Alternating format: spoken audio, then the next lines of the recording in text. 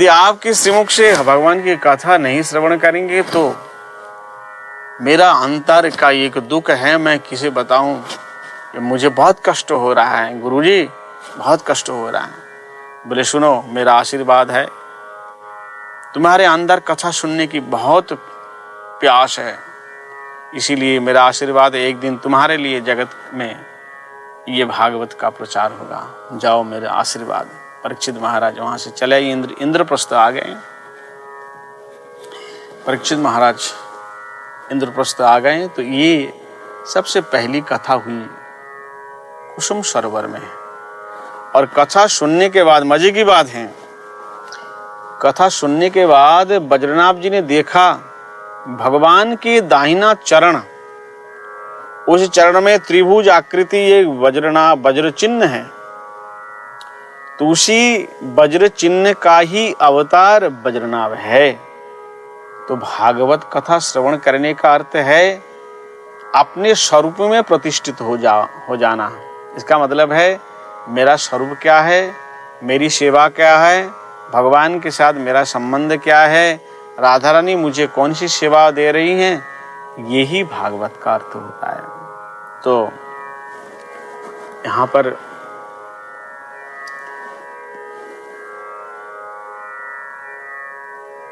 बहुत सुंदर कथा है।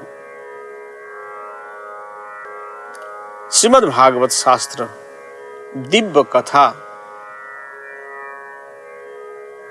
जो बड़े बड़े सूरीगण, जो बड़े बड़े महात्मा, उनको प्राप्त होती नहीं है। श्रीमद् भागवत कथा श्रवण करने के लिए भागवत जी में कहा है भाग्योदयेन बहु जन्म समर्जितेन। ये बहु जन्म की तपस्या का जब फल एक साथ में हमें प्राप्त होता है, तब भागवत की कथा हम श्रवण कर पाते हैं, अन्यथा नहीं कर पाते हैं। तो सबसे पहली कथा हुई कुसुम सरोवर में, अपने स्वरूप में प्रतिष्ठित हो गए बद्रीनाथ जी, जान गए मेरा क्या स्वरूप है। और भागवत कथा इसीलिए इसके कारण ही श्रवण करते हैं, मेरा क्या सेवा है और भगवान के साथ मेरा संबंध क्या है। उसके बाद, उसके ठीक 30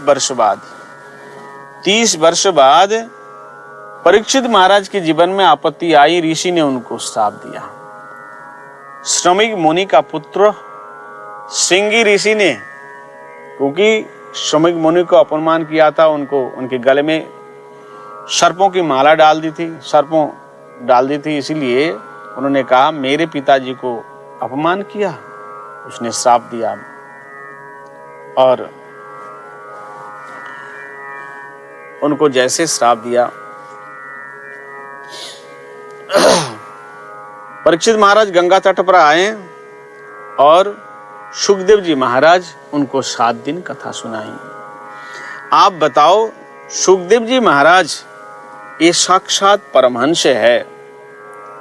तो इसीलिए श्रीमद् भागवत में वक्ता के लक्षण में इसमें कहा है विरक्त वैष्णव। अब विरक्त किसको कहते हैं? विरक्त साक्षात सुखदेव जी महाराज हैं। सुखदेव जी महाराज ऐसे विरक्त है, उनके शरीर में केवल कौपिन है। हाँ, इसीलिए श्रीमद् भागवत के वक्ता विरक्त होना चाहिए, विरक्त वैष्णव है। अब दूसरा प्रमाण है उसके 200 वर्ष बाद, गोकर्ण जी महाराज ने धुंधुकारी को कथा श्रवण कराई। तो ये भी गोकर्ण जी महाराज संत है, विरक्त वैष्णव है। और उसके बाद उसके 30 वर्ष बाद भक्ति महारानी के 2 पुत्र ज्ञान वैराग्य को स्वस्थ करने के लिए नारद जी महाराज हरिद्वार में आनंद नाम घाट पे ये कथा का आयोजन किया। और ये सनक, सनंदन, सनातन, सनत कुमार 4 ऋषि कुमारों ने ये पावन कथा श्रवण कराई। वे भी विरक्त थे। और उसके बाद नैमिषारण्य में 88,000 ऋषि मुनियों में श्रेष्ठ ऋषि जिनका नाम शौनक आदि, उनको आगे करके कहा है हमारी ओर से आप प्रश्न करें। उन्होंने 6 प्रश्न किया। उसके आधार पर सुखदेव जी महाराज जी के प्रिय शिष्य ये पावन कथा श्रवण कराई। तो वे भी सूत गोस्वामी, वे भी ये साक्षात भगवत स्वरूप, वे भी विरक्त थे। तो विरक्त वैष्णव विप्र इसीलिए कहा है। और ये जो सत्संग का साप्ताहिक सत्र है, इसके कारण आज साप्ताहिक सत्संग हो रहा है। आपको निर्णय करना है कैसे हमें वक्ता चाहिए, कैसे हमें गुरु चाहिए। और यहाँ हम एक ही बात कहते हैं, देखो ये जगत है, बाजार है, यहाँ सब्जी मंडी भी लगती है और बहुत प्रकार की मॉल में जाएंगे तो बहुत प्रकार की चीजें मिलेंगे आपको लेना क्या है। लेकिन एक बात है, सब्जी मंडी में बहुत भीड़ होती है, सब्जी मंडी में बहुत भीड़ होती है, लेकिन हीरे की दुकान में वही आता है जिनके छाती में बल हो। दम वाला व्यक्ति हीरे की दुकान में आते हैं, अन्यथा नहीं। इसीलिए वक्ता के लक्षण में कहा है विरक्त वैष्णव विप्रो वेद शास्त्र विशुद्धिकृत दृष्टांत कुशल धीर वक्ता कारयति निष्प्रिय। आपको चॉइस करना है जिसे हम गुरु बनावे, जिसे हम व्यास गद्दी, मतलब उसी गुरु जी के, व्यास जी के गद्दी पे बैठाएंगे। तो कैसे व्यक्ति को बैठाएंगे। और स्कंद पुराण में बहुत सुंदर सुंदर बात कही है, ये बहुत ही गूढ़ बात है। हम थोड़ा सा नजर डालेंगे इसमें। अनेक धर्मा विभ्रांता स्त्रैणा पाखंडवादिना सुख शास्त्र कथोच्चारे तज्जस्ते यदि पंडिता। तो जो विद्वान लोग हैं इसका अर्थ जानते हैं, लेकिन हम ज़्यादा नहीं बोलेंगे, बस इतना ही। आपको केवल अनुभव कराने के लिए, आपको याद कराने के लिए, या शास्त्र के बातों को आपके सामने रखने के लिए मैं कह रहा हूँ। अनेक धर्मा विभ्रांता मतलब जो अनेक धर्मों के चक्कर में पड़ते हैं। जैसे कोई लोग कहते हैं जो दुर्गा वही काली, वही चंडी, वही है, वही सब कुछ। अरे ऐसा नहीं है। अरे मान लो मेरा 2 आंख है, 2 कान है, 1 नाक है, 1 मुख है, और प्रधानमंत्री का वही है, तो क्या प्रधानमंत्री और मैं एक हो जाऊंगा? ऐसा नहीं है। अपने अपने गुणों का भी विचार होता है। तो जो विचारशील व्यक्ति इस तत्वों का विचार करते हैं। सबसे पहले हमें ये ध्यान देने की बात है, सुख शास्त्र कथोच्चारे तज्जास्ते यदि पंडिता। आप किस शास्त्रों का वर्णन कर रहे हैं? किस शास्त्र का वर्णन कर रहे हैं? बोले सुखदेव जी का। तो यदि सुखदेव जी के आसन में कोई बैठते हैं तो उनमें कुछ ना कुछ तो गुण होना चाहिए। पर क्या करें, समाज है, किसी को आलू पसंद है तो किसी को टमाटर, किसी को परमल पसंद है तो किसी को, इसीलिए सबकी चल रही हैं और सब प्रकार के लोग सुन रहे हैं। ये समाज है, संसार है, अपनी अपनी रुचि है। तो भागवत जी की जो बात है वो हम आपके सामने बता दिया। तो तीसरा है भगवदमति निरपेक्ष सुहृद दीनेषु सानुकंपय बहुधा बोधन चतुरा वक्ता सम्मानित मुनि भी। भगवदमति निरपेक्ष, इसमें देखो भगवद्मति निरपेक्ष इसका मतलब है जिनके माथे में केवल भगवान बैठा हुआ है, भगवान के बिना और कुछ नहीं।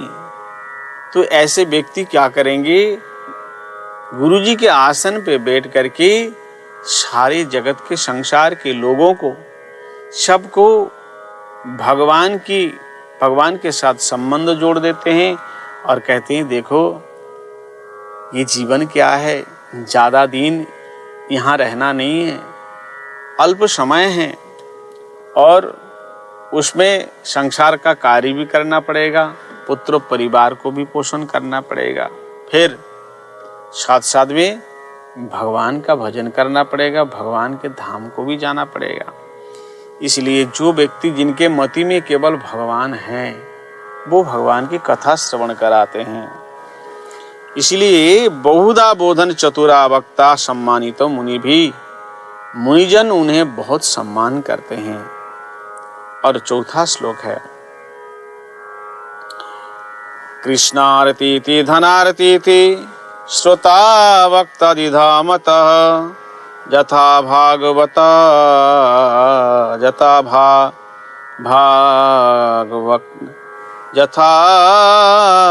वक्ता तथा श्रोता तत्र शक्यम विवर्धते।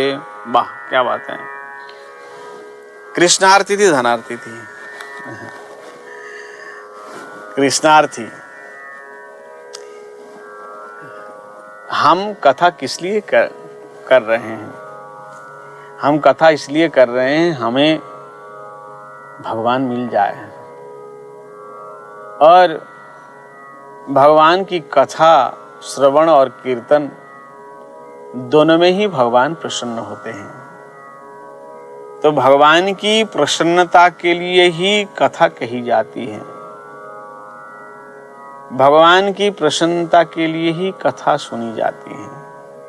ये जगत किसका है? भगवान का है और उनकी प्रसन्नता के लिए ही ये सारा काम है।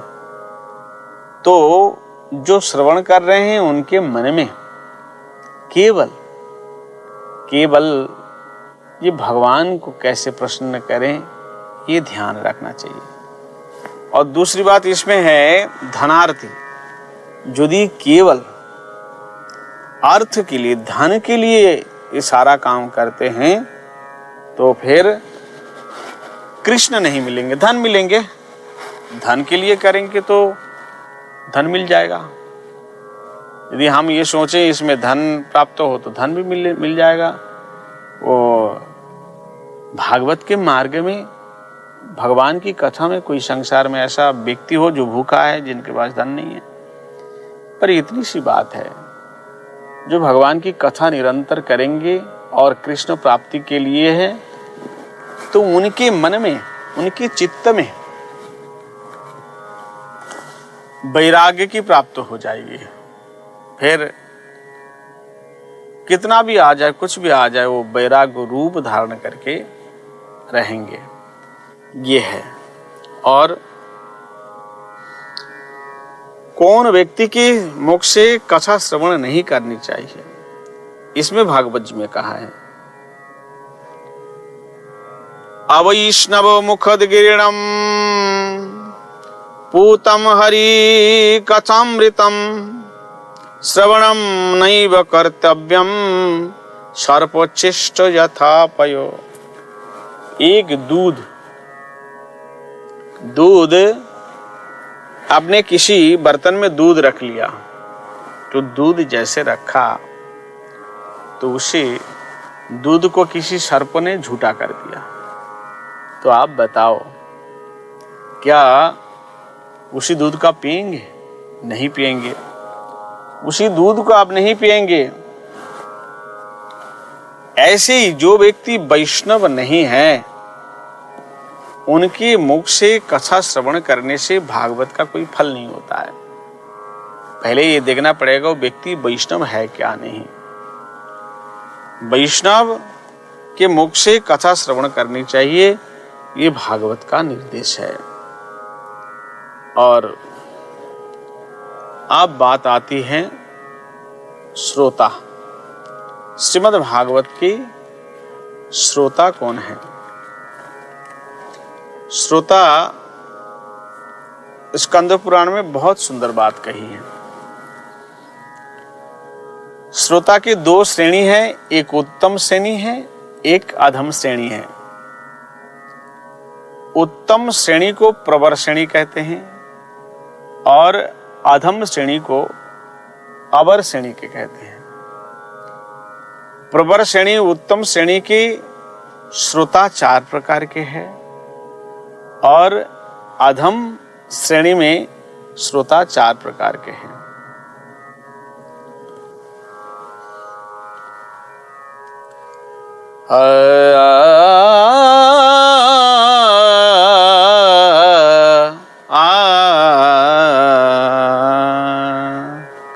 प्रवराश्चातक हंस शूकौमीनदयस्तथा अबरावृकभूरुण्ड वृषष्टाद्या प्रकीर्तिताः।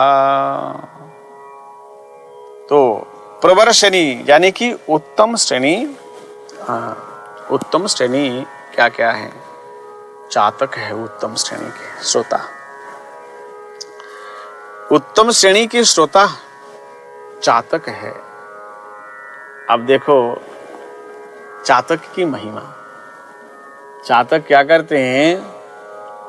ऊपर की ओर मुंह करके भगवान से प्रार्थना करते हैं, शिव जल। शिव जल इसका मतलब यह है, प्रभु से कहते हैं चातक आप हमें जल दीजिए, हमें जल दीजिए।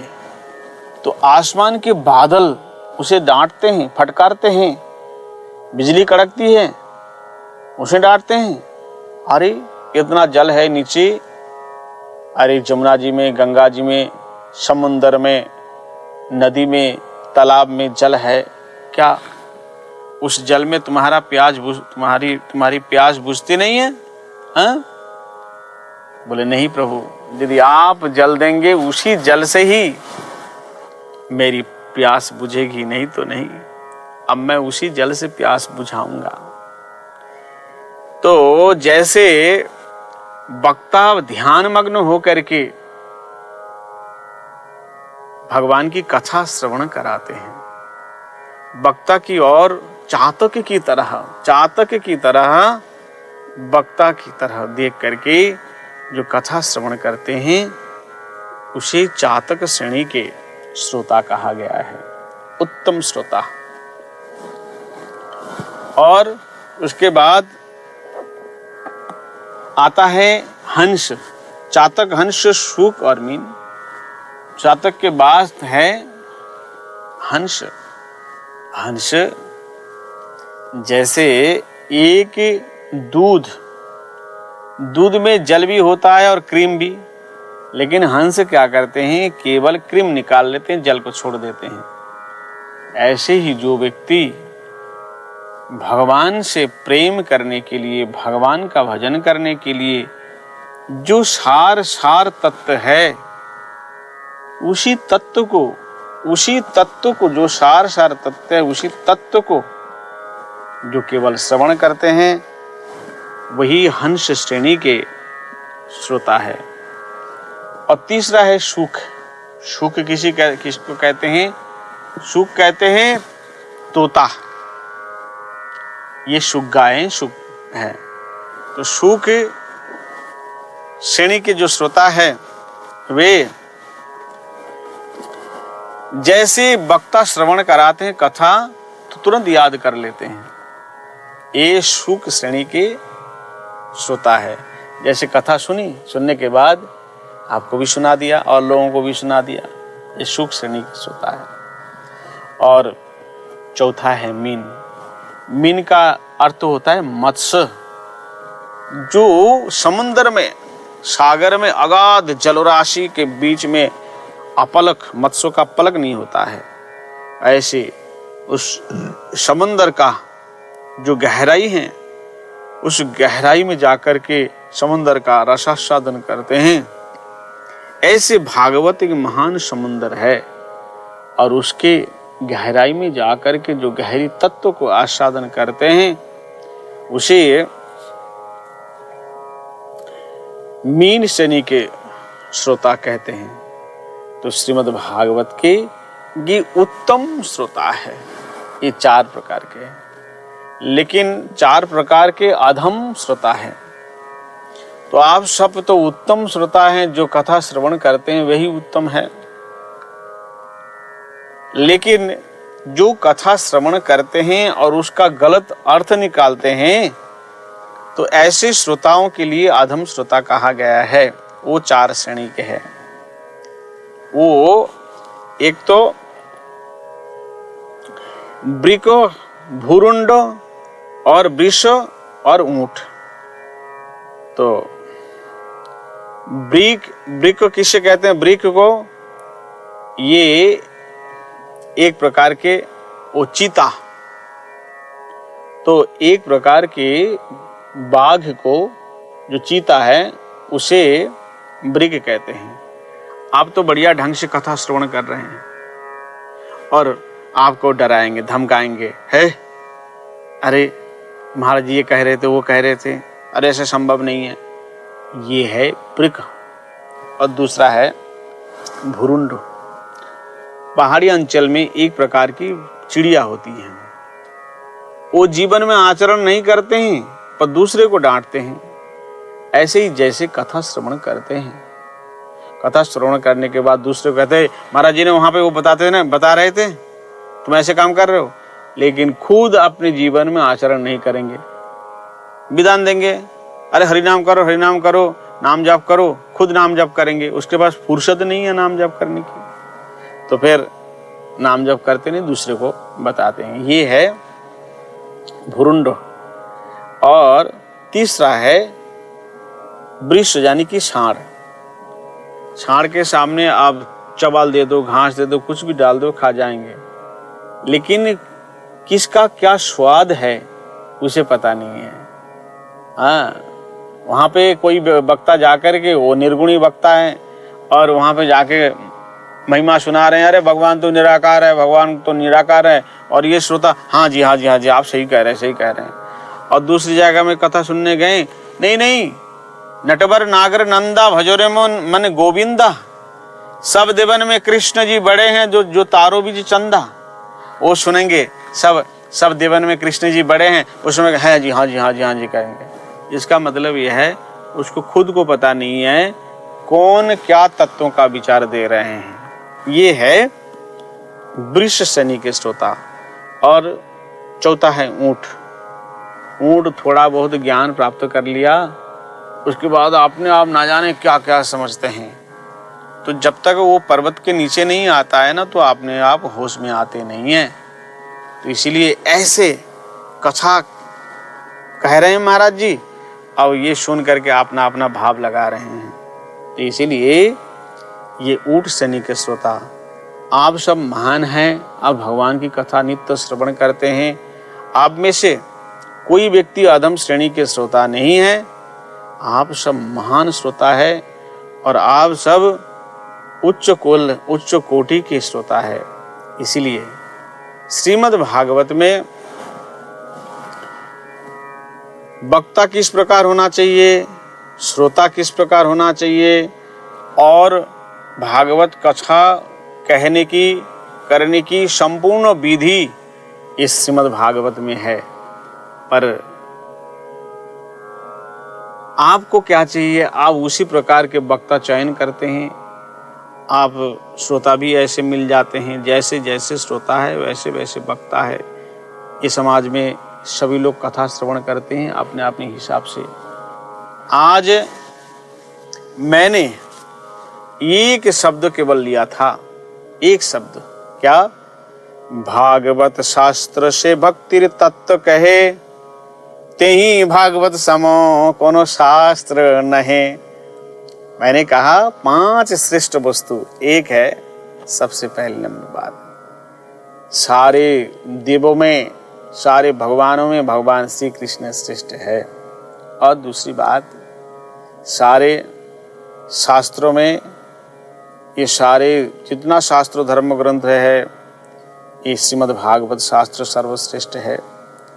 उसका तत्व विचार, लीला विचार सब कुछ हमने बताया।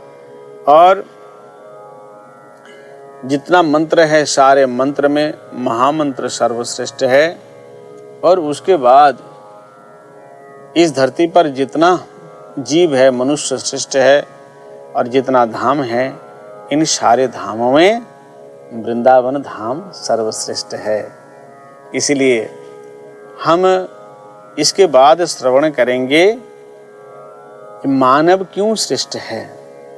क्योंकि ये जो 5 तत्व विचार है, इस 5 तत्व विचार से ही आपके ज्ञान के जो दरवाजा है ये सारे के सारे खुल जाएंगे। इसलिए हम आगामी काल हम ये जीव तत्व के ऊपर मनुष्य कहाँ से आए, मनुष्य का भगवान के साथ संबंध क्या है, इस तत्व के ऊपर नजर डालेंगे। और दूसरी बात, भगवान श्री कृष्ण क्यों श्रेष्ठ है इसके ऊपर भी नजर डालेंगे।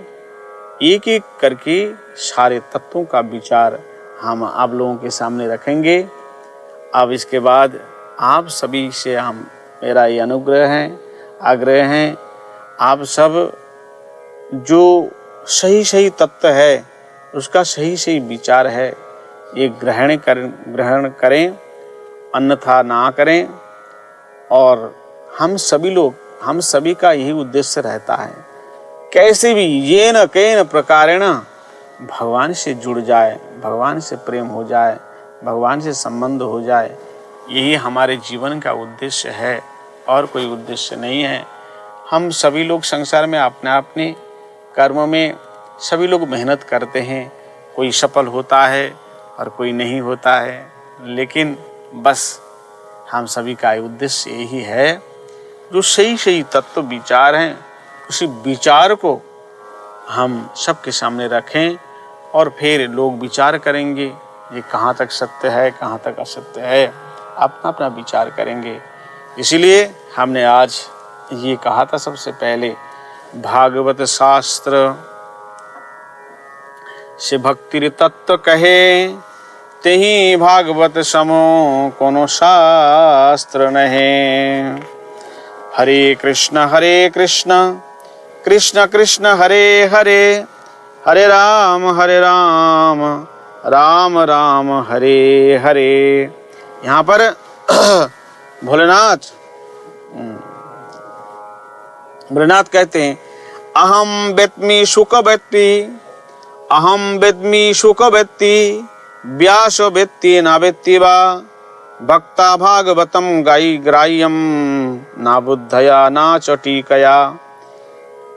यहाँ पे भोलेनाथ कहते हैं, मैं भागवत तत्व को जानता हूँ और सुखदेव जी महाराज जानते हैं, लेकिन व्यासदेव जानते हैं या नहीं जानते हैं इसमें संदेह है। अब बताइए, इतनी कठिन बात है जो जिसके द्वारा भागवत जी निर्माण हुआ, उनके ऊपर भोलेनाथ कहते हैं व्यास जी जानते हैं या नहीं जानते उसमें संदेह है, पर मैं जानता हूँ। भोलेनाथ कहते हैं मैं जानता हूँ और सुखदेव जी निश्चित रूप से जानते हैं। बोले वृंदावन बिहारी लाल की, कृष्ण कन्हैया लाल की जय जय श्री राधे। अहम वेत्मि सुखो वेत्ति व्यासो वेत्ति न वेत्ति वा, भक्ता भागवतम ग्राह्यम ना बुद्धया ना चोटीकया। अब एक बात देखो, महर्षि वेदव्यास ने, उनके द्वारा ही भागवत संहिता तैयार हुई, लेकिन इस भागवत का प्रचार व्यास जी ने नहीं किया। व्यास जी ने इसका प्रचार नहीं किया। कारण क्या है? कारण यह है, बोले मेरे द्वारा भले ही प्रकट हुआ है, लेकिन ये परमहंस संहिता है, इसीलिए किसी परमहंस के द्वारा ही इसका प्रचार होनी चाहिए। इसीलिए सुखदेव जी महाराज परमहंस है, उसके द्वारा ही प्रचार किया है। इसीलिए जगत में भागवत का प्रचार परमहंस के द्वारा ही होनी चाहिए, तभी इसका यथार्थ अर्थ हम समझ पाएंगे। नहीं तो लोग क्या कहेंगे, इस गुरु की गद्दी में, व्यास जी की गद्दी में बैठेंगे और संसार की कथा सुना के आपको चले जाएंगे। उन्हें क्या लेना देना है? उन्हें लेना देना है आपके जेब से